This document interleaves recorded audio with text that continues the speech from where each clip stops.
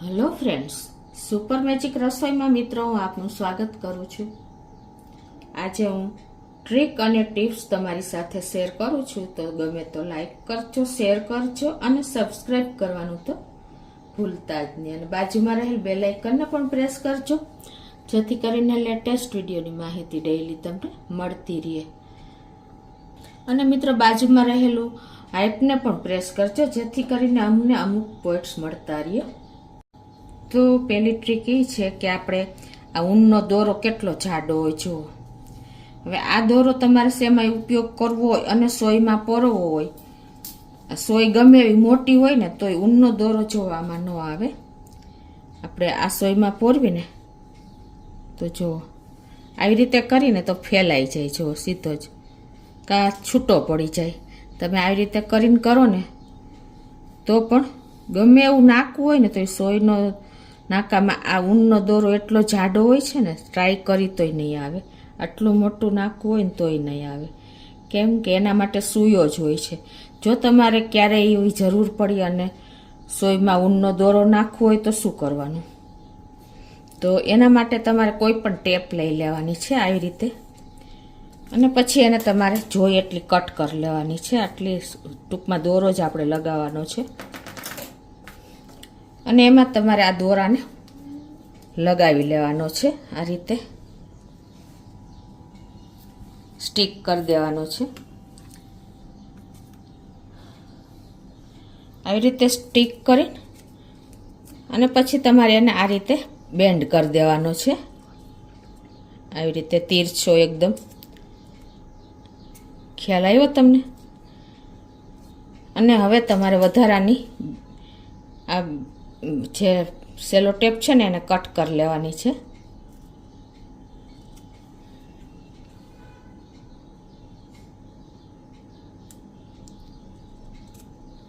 અને હવે તમારે આ જ રીતે સોયનો દોરો સોયના નાકામાં પોરવી દેવાનું છે, દોરા સહિત જ.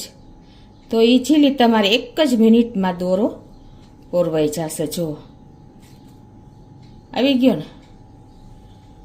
આટલો જાડો ઊન હોય તો સોયમાં કોઈ દિવસ આવતું નથી.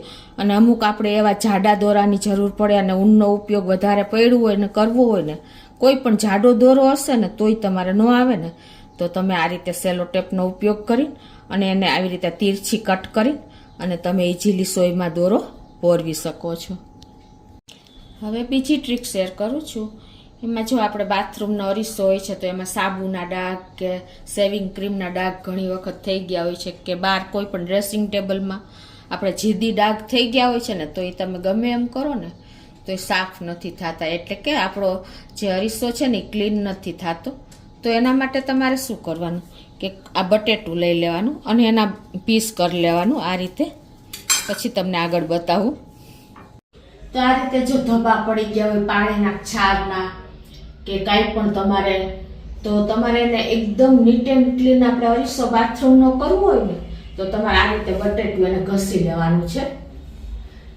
તમારે કોઈ દિવસ આમાં પાછું પાણી ટચ નહીં થાય કે કોઈ દિવસ તમારે એકદમ તમે નવો અરીસો લીધો હોય એવો થઈ જશે.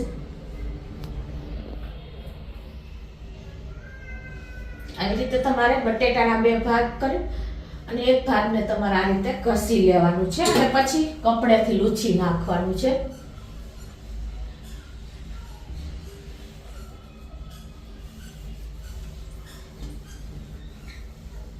જો મિત્રો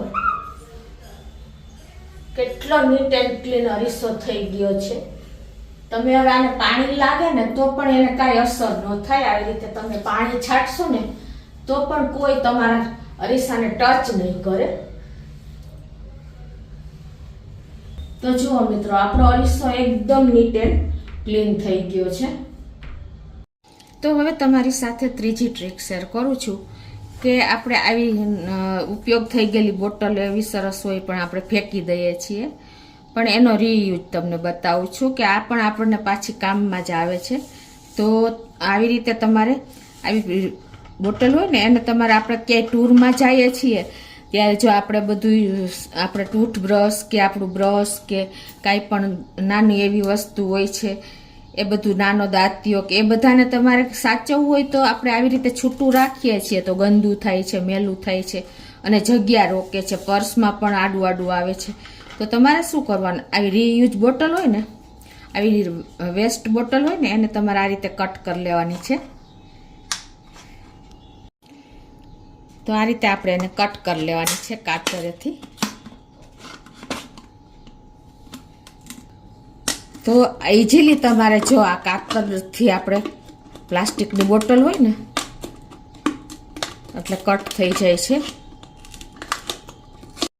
તો આ રીતે જો આપણે વચ્ચે કટ મૂકી દીધો છે. હવે તમે આમાં આવી રીતે ટૂથબ્રશ, કોલગેટ, પછી તમારે કોઈ પણ નાનો કોમ્બ છે, પછી આપણે શેવિંગ ક્રીમ છે, કાંઈ પણ તમે આ રીતે અંદર સેટ કરી મૂકી શકો છો અને પછી તમે એને આ રીતે ઢાંકણું પેક કરી શકો છો.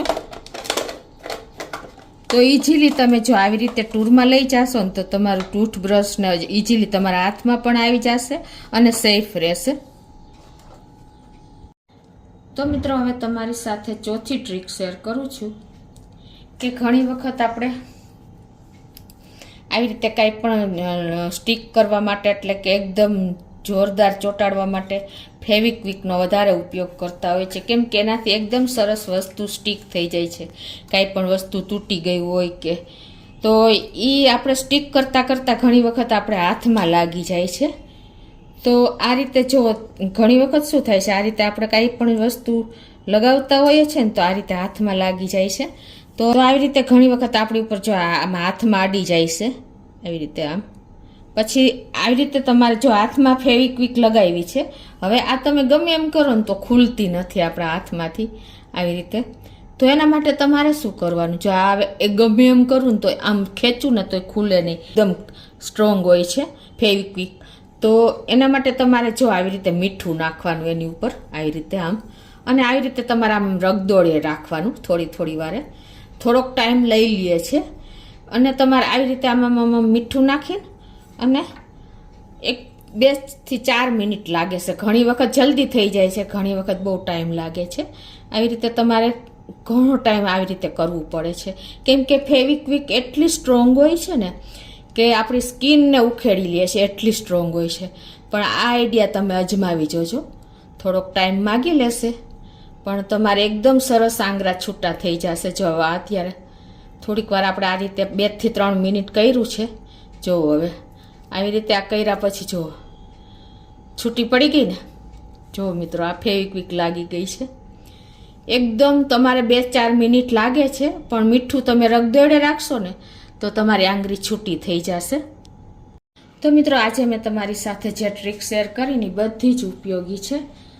તો એક વખત ચોક્કસ તમને ગમે ત્યારે કામ લાગશે. ગમે તો લાઈક કરજો, શેર કરજો અને નવા મિત્રો સબસ્ક્રાઈબ કરવાનું પણ ભૂલતા નહીં.